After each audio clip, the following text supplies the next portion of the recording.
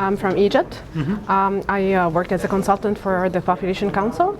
The title of the paper I'm presenting today is Access Within the Higher Education System in Egypt, Evidence for More Inequality of Opportunity. And this is joint work with Caroline Kraft and Dr. Ragi Asad, both at the University of Minnesota. So I'll start with talking a little bit about the motivation for the paper.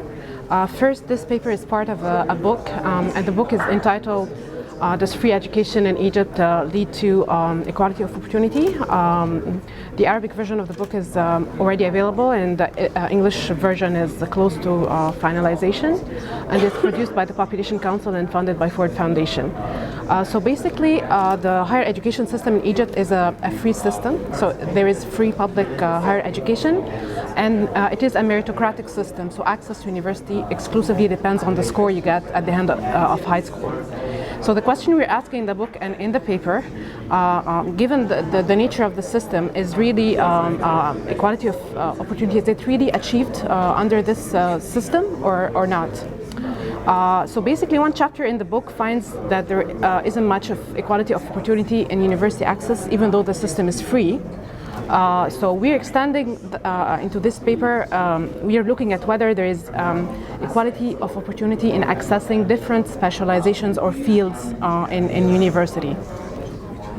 And by equality of opportunity, we follow the Romer definition, where equality of opportunity means that an individual is rewarded based on his efforts, not based on predetermined circumstances like social background, for instance.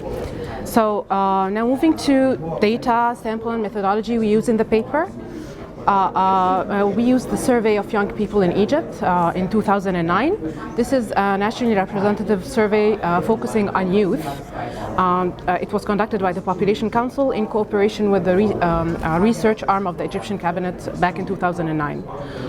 For the purpose of the analysis we do in the paper, our sample focuses on youth age 20 to 29 that has ever attended university. And we use regression analysis in order to be able to isolate the different effects of social background. And explanatory variables include social background, include wealth quintiles, parents' education, sex, location like urban, rural residents, and also regional location, as well as birth cohorts. Also, in order to examine the effect or the equality of opportunity in accessing different university specializations, we had to group the specializations we have in the survey. So basically, we played around with this a bit, but we ended up having 4 groups of specializations, depending on the score needed to access these, and also depending on our knowledge of which specializations are more prestigious in a way from the point of view of Egyptians. So we have the groups of religion, law as the lowest, and then there is arts education, there is commerce, and the highest or top field is the medical school and engineering. And I'll highlight here just the main results. So basically here, this graph is showing, the isolation of the effect of parental wealth on which specialization, which university specialization an individual joins. So if you if you focus on the medical school and engineering, because it shows the inequality, which is the purple bars, we have here four groups. Actually, we have quintiles. They should be 5, but because too few people in the bottom 2 quintiles actually go to university, we had to lump them together. So that's why we have 4 groups. So you can see, focusing on the purple bar, that there is, an increase in the likelihood of going to medical school and engineering with wealth. It's very obvious.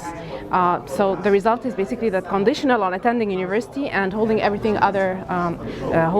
else constant, comparing the top wealth quintiles, it's 1.5 times more likely than the 4th quintile to join medical or engineering schools. And of course, the difference is more stark if we compare it to people in the bottom 2 quintiles. So the ones in the top wealth quintile are 4 times as likely as those in the bottom 2 quintiles to go to medical or engineering. This effect is actually robust to if we take into account test scores. So you can find that at almost every test score, those individuals that come from the top parental wealth quintile are more likely to join medical and engineering. We also looked at combining the effect of social backgrounds. So instead of wealth, looking at the effect of wealth on other social background dimensions. So we defined 2 profiles. One we called the most deprived, which we defined as someone who comes from the lowest wealth groups, who has illiterate parents, who lives in the most deprived region of Egypt. In contrast to that, we defined the most privileged individual who comes from the highest wealth quintile, has university-educated parents, and lives in urban provinces in Egypt.